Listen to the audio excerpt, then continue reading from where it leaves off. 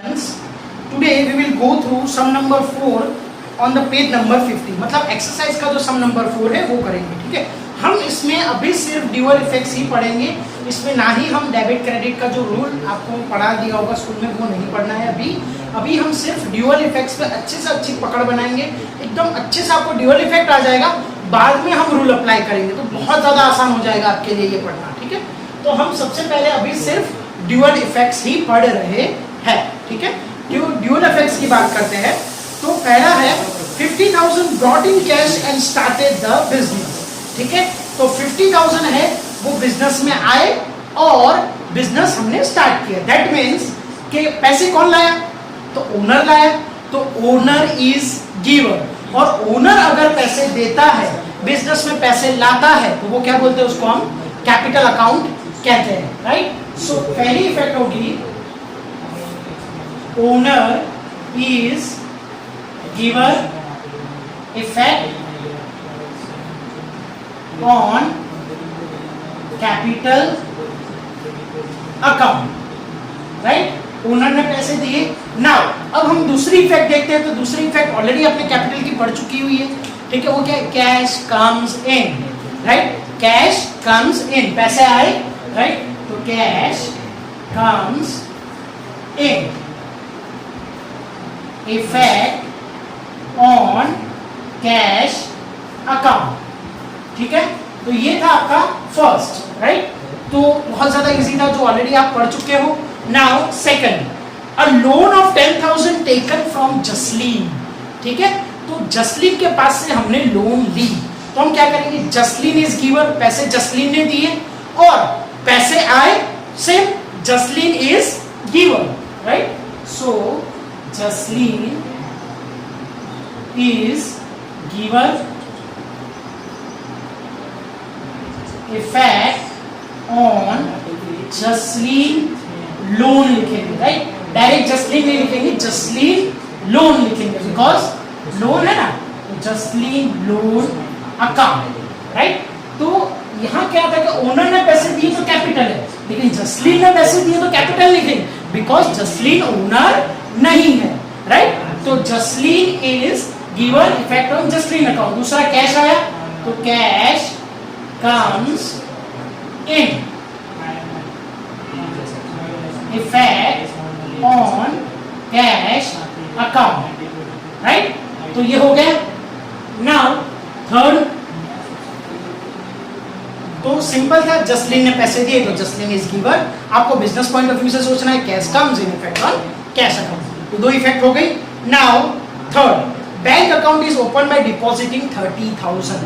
तो उसमें क्या है कि बैंक को हमने ओपन किया, बैंक अकाउंट, और हमने 30,000 डाल दिए, ठीक है।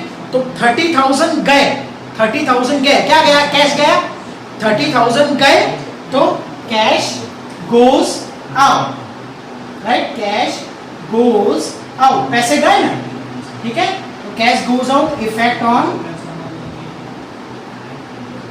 Cash account. Now second effect की बात करें तो कैश गए, किसको गए, बैंक। तो बैंक इज, पैसे मिले ना उसको, बैंक को पैसे मिले, तो bank is receiver, bank is receiver. So bank is receiver effect on bank account, right. तो ये था आपका third, simple, cash goes out and bank is receiver. अब जैसे जैसे आप प्रैक्टिस करते जाओगे वैसा वैसा आपको ये क्लियर होता जाएगा, ठीक है। तो अब हम आगे देखते हैं। 4, अ कंप्यूटर परचेज फॉर 8,000, ठीक है। तो कंप्यूटर हमने परचेज किया, तो कंप्यूटर आया और देखिए परचेज किया, नाम भी नहीं दिया, मतलब पेमेंट हमने कैश में किया है, तो कंप्यूटर आया और पैसा गया, राइट। तो कंप्यूटर कम्स इन। अब याद रखिए कि कंप्यूटर गुड्स नहीं है, अगर गुड्स होता तो हम परचेज लिखते, अगर गुड्स होता तो हम परचेज लिखते, लेकिन कंप्यूटर परचेज किया तो हम कंप्यूटर ही लिखेंगे। असेट परचेज किया तो असेट ही लिखेंगे, एसी परचेज किया तो एसी ही लिखेंगे। गुड्स परचेज करेंगे तभी परचेज करना है, लिखना है, ठीक है। तो पहला लिखेंगे computer comes in, right? Effect on computer account, right. Now second, तो कंप्यूटर आया, सामने गया, पैसा गया, ठीक है, वो पैसे बाकी नहीं है बिकॉज नाम नहीं दिया हुआ है, नाम भी नहीं दिया हुआ, कुछ नहीं बोला, that means it is a cash transaction. नाम नहीं दिया, नाम याद रखने की कब जरूरत नहीं पड़ती, जब पैसे बाकी ना हो तब, right.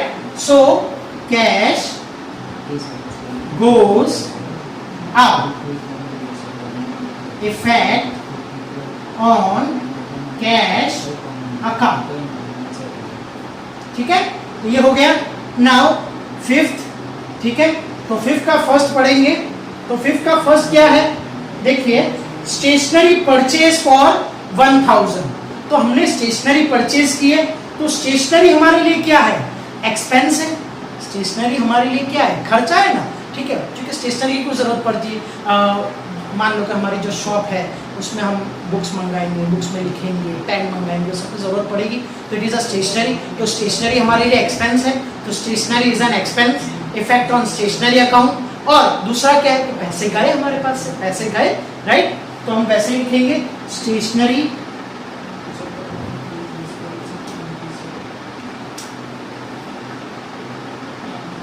is an expense, effect on stationery account, right? EXP that means expense. Okay. Second effect क्या है कि पैसे गए हमारे पास, तो cash goes out, effect on cash account, ठीक है। तो ये था 1 to 5। अब हम 6 ट्रांजेक्शन पढ़ेंगे। नाउ 6 परचेज मेड ऑफ 20,000, ठीक है। यहाँ परचेज मेड ऑफ 20,000 मतलब क्या है कि यहाँ हमने गुड्स परचेज किए, सिर्फ परचेज लिखा है, सिर्फ परचेज। तो यहाँ अपने आपको ऑलरेडी पता है कि अकाउंट्स में सिर्फ परचेज मतलब गुड्स का ही परचेज होता है। तो हमने क्या है, परचेज मेड ऑफ 20,000, या तो सिर्फ ऐसा भी दिया है कि purchase of ₹20,000, that means only भी, उसका मतलब भी वही होता है कि परचेज हमने 20,000 का किया है, ठीक है। तो परचेज मेड ऑफ 20,000, तो परचेज हमने 20,000 का किया है।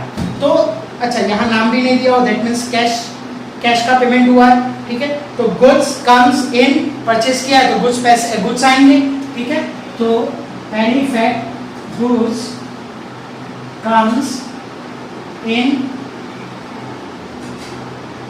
इफेक्ट ऑन परचेज आएगा, right, purchase account. Now second effect, तो सेकंड इफेक्ट की बात करें तो पैसे गए, गुड्स आए, पैसे गए, तो cash comes in, effect on cash account, right. तो ये हो गया 6। अब 7 ट्रांजेक्शन देखिए, तो 7 ट्रांजेक्शन में क्या है, purchase is made of ₹30,000 from Raman. तो यहाँ देखिए कि परचेज किया है, कुछ भी नहीं बोला है, लेकिन नाम दिया हुआ है, दैट मीन्स क्रेडिट ट्रांजेक्शन है, मतलब यहाँ कैश नहीं आएगा, ठीक है। तो यहाँ क्या है कि purchase is made of 30,000, again यहाँ गुड्स कम्स इन, राइट। तो goods comes in, effect on purchase account, right? Now second, तो क्या है कि यहाँ कैश तो गया नहीं है, हमने बैंक से भी पैसे नहीं लिए, पैसे तो दिए ही नहीं है, तो हम यहाँ नाम रिकॉर्ड करेंगे। जब क्रेडिट ट्रांजेक्शन होता है तो हम क्या करते हैं, नेम रिकॉर्ड करते हैं, ठीक है, बिकॉज पैसे बाकी है, तो पैसे बाकी है तो नेम याद होना चाहिए, तो नेम रिकॉर्ड करेंगे। तो क्या है, रमन, ठीक है, परचेज हमने किया, गुड्स आए, लेकिन किसने दिए, तो रमन इज गिवन, राइट। तो यहाँ लिखेंगे Raman is given, effect on Raman account, right. तो ये था 7। नाउ 8, ठीक है। 8 में क्या बोला है, goods of ₹15,000 sold on cash for 28,000। Of course 15,000 के गुड्स है, 15,000 के गुड्स है, वो हम 28,000 में सोल्ड किए। तो ऐसे ही सोल्व करेंगे बिकॉज हम प्रॉफिट करने बैठे हैं, ठीक है। तो यहाँ हम प्रॉफिट करने बैठे तो हमने 15,000 के गुड्स 28,000, भाई प्रॉफिट करने बैठे तो प्रॉफिट तो होगा ही, ठीक है। तो इसलिए 15,000 के गुड्स 28,000 में बेचे हैं, उसमें कोई चिंता करने की बात नहीं है, ठीक है, उसमें कोई कंफ्यूज होने की बात नहीं है। अब हम रिकॉर्ड क्या करेंगे, 15 या 28? तो हम सिर्फ 28 ही रिकॉर्ड करेंगे बिकॉज 28,000 सोल्ड किए हैं, तो 28,000 ही रिकॉर्ड करेंगे, और वो भी कैश में रिकॉर्ड किए। तो कैश आए, गुड्स गए, कैश आए, गुड्स गए, राइट। तो ऐसा ही रिकॉर्ड करेंगे। तो कैश कम्स इन, कैश में रिकॉर्ड किए, हमने सोल्ड किए, सोल्ड किए तो गुड्स हमारे पास गए और कैश आया। तो सिंपल है, cash comes in, effect on cash account, right. इसी तरह goods goes out, effect on sales account, right। अगर हम गुड्स सोल्ड करते हैं तो सेल ही होता है, सिर्फ गुड्स के लिए ही परचेज सेल, परचेज रिटर्न और सेल्स रिटर्न यूज कर सकते हैं, राइट। तो सिंपल है। नाउ नाइन्थ पे गया, goods of 8,000 sold to Neela for 15,000। 8,000 के गुड्स है वो हमने 15,000 में बेचे, ऑफ कोर्स प्रॉफिट है हमारा, ठीक है। तो अब हम क्या करेंगे कि भाई गुड्स गए, हमने गुड्स सोल्ड किए हैं नीला को, अब नाम दिया हुआ है, कैश का नहीं बोला गया, कुछ भी नहीं बोला गया, सिर्फ नाम दिया हुआ है, that means it is a credit transaction, मतलब नीला के पास से पैसे लेने बाकी है, मतलब रिकॉर्ड, नाम रिकॉर्ड होगा, राइट। तो सबसे पहले हम क्या है, गुड्स गए तो गुड्स गोज आउट, राइट। और नीला को मिले तो नीला इज रिसीवर, तो हम यहाँ क्या रिकॉर्ड करेंगे, 9 गुड्स गोज आउट, राइट। अब गुड्स गए, इफेक्ट ऑन सेल्स हमने सेल ही किया है और सिर्फ गुड्स के लिए ही सेल्स यूज कर सकते हैं। देन सेकंड, नीला को मिले तो नीला is receiver. Since it is a credit transaction, we need to remember the name, so we will record the name, right? So Neela is receiver, effect on Neela account.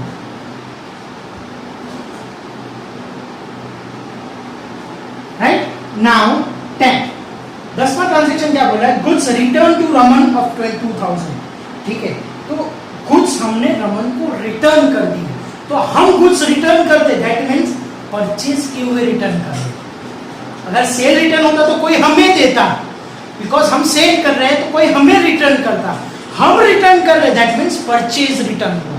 तो यहाँ क्या है, goods goes out और रमन को हमने return किया, ठीक है। और वैसे भी आगे देख लेना, 7 ट्रांजेक्शन में बोला है कि हमने रमन के पास से परचेज किए और गुड्स खराब होंगे या कुछ भी होगा तो हमने वो क्या किया, गुड्स रिटर्न कर दिए, ठीक है। तो गुड्स गए, लेकिन सेल नहीं है यहाँ, क्यों, परचेज किए हुए गुड्स थे वो हमने उसको वापस दे दिए, परचेज किए हुए गुड्स थे ना वो वापस दिए, तो ये क्या होगा, purchase return.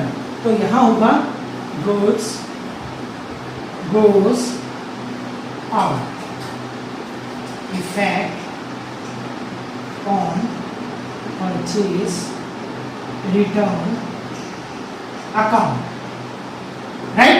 Now second transaction, तो गुड्स गए और किसको मिले, रमन को, तो रमन इज रिसीवर, राइट। यहां भी क्रेडिट ट्रांजैक्शन ही है, तो क्या होगा, Raman is receiver, effect on Raman account, simple हो गया ये। नाउ 11 स्टार्ट करते हैं। तो 11 देखिए, सेल्स रिटर्न का पॉइंट है, क्या है, goods return by Neela, Neela ने गुड्स रिटर्न किए, मतलब हमारे पास गुड्स आए, goods return by Neela, right.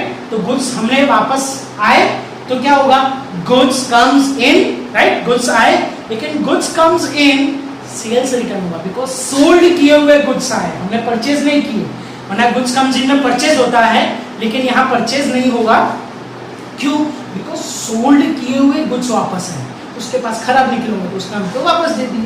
तो हम क्या रिकॉर्ड करेंगे, goods comes in, right? Effect on sales return account, ठीक है।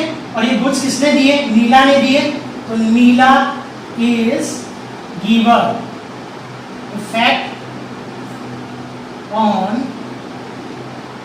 नीला अकाउंट, राइट? तो ये था 11। नाउ 12, ठीक है। तो हम 12 देखेंगे। तो 12 में क्या है? पेड 500 फॉर कैरियज, हमने 500 रुपए पे किए कैरियज के। तो सबसे पहले तो ये देखा पे किए, कैश गोस आउट, सिंपल एक इफेक्ट तो आपको मिल ही जाएगी। तो कैश गोस आउट क्या होगा? Effect on cash account, right? Now second effect. तो सेकंड इफेक्ट क्या होगा? तो कैरियज क्या है? कैरियज हमने किसको पे किया है? कैरियज क्यों पे किया है? तो कैरियज एक एक्सपेंस है, इसीलिए पे किया है, ठीक है। तो वो बंदे की नाम याद रखने की जरूरत नहीं है, बिकॉज हमें तो कैरियज पे कर देना, वो हमारा खर्चा है, उसके पास से वापस थोड़ी पैसे लेने हैं कि नाम याद रखेंगे, या तो पैसे थोड़ी देने हैं अभी बाद में। तो इसीलिए क्या है कि carriage is an expense, carriage is an expense, right? Effect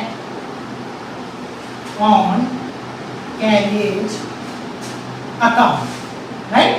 okay, now 13, ठीक है, carriage account. Now 13 goods of ₹200 destroyed by fire, ये इंपॉर्टेंट चीज है, ठीक है।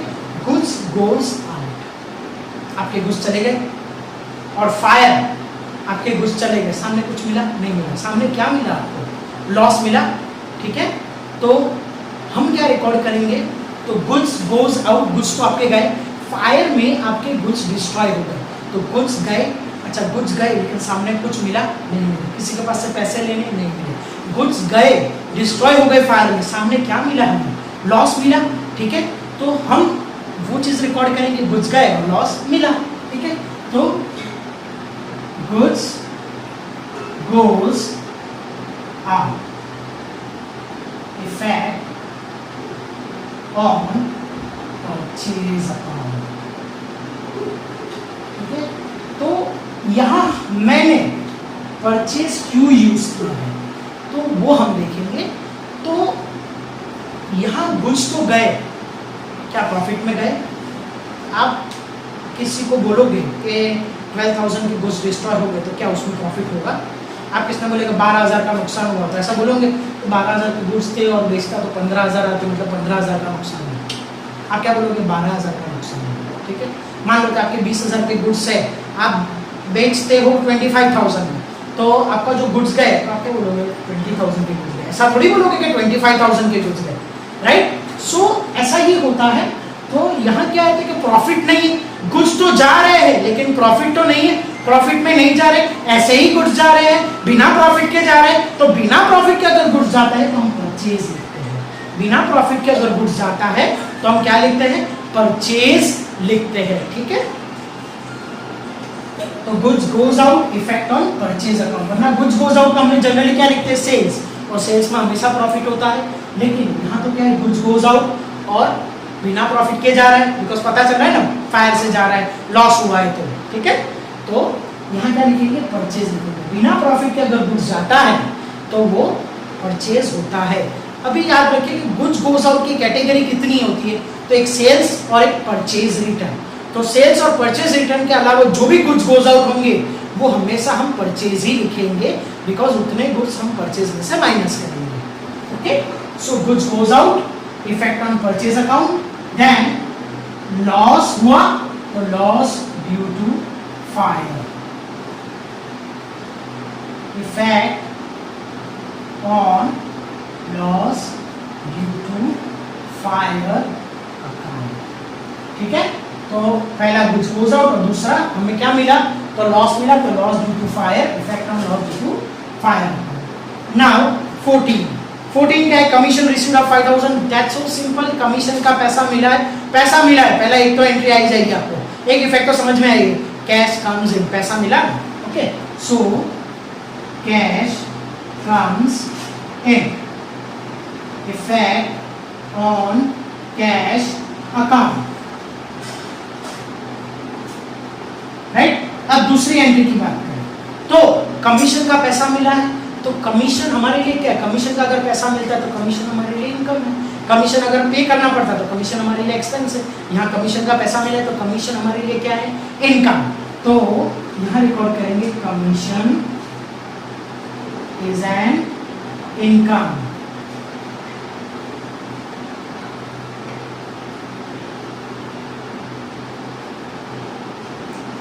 क्या होगा? Effect on commission account, right. उद्योग में पैसे आ गए और कमीशन हमारी इनकम थी इसलिए पैसे आए, ठीक है। यहाँ 15 क्या है? Paid 2000 paid for salary, right. तो हमने क्या किया है? 2000 की सैलरी पे की है, तो एक इफेक्ट आ जाएगी, सैलरी पे किए, पैसा गया, कैश गोज आउट, राइट। तो कैश गोज आउट क्या है? Effect on cash account, right. अब सैलरी हमारे लिए क्या है? एक्सपेंस है।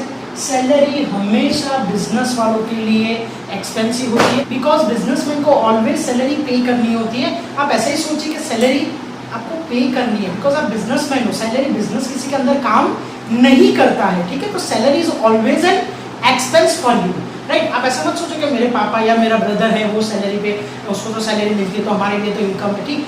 वो काम करते हैं सैलरी पे। जो बिजनेसमैन के पॉइंट ऑफ व्यू से आपको सोचना है, बिकॉज हम बिजनेसमैन के पॉइंट ऑफ व्यू से लिख रहे हैं, बिजनेस के पॉइंट ऑफ व्यू से लिख रहे हैं, तो बिजनेस के लिए हमेशा सैलरी एक्सपेंस होता है। तो क्या है? Salary is an expense, effect on salary account, ठीक है। तो ये था आपका सम नंबर 4 पेज नंबर 15 का। अब धीरे धीरे आपकी यहाँ पकड़ बनती जाएगी और आप क्या करेंगे? तो ये जो सम है वो आप नोटबुक में वापस करेंगे, ठीक है। That's it for the day. Thank you and have a nice day.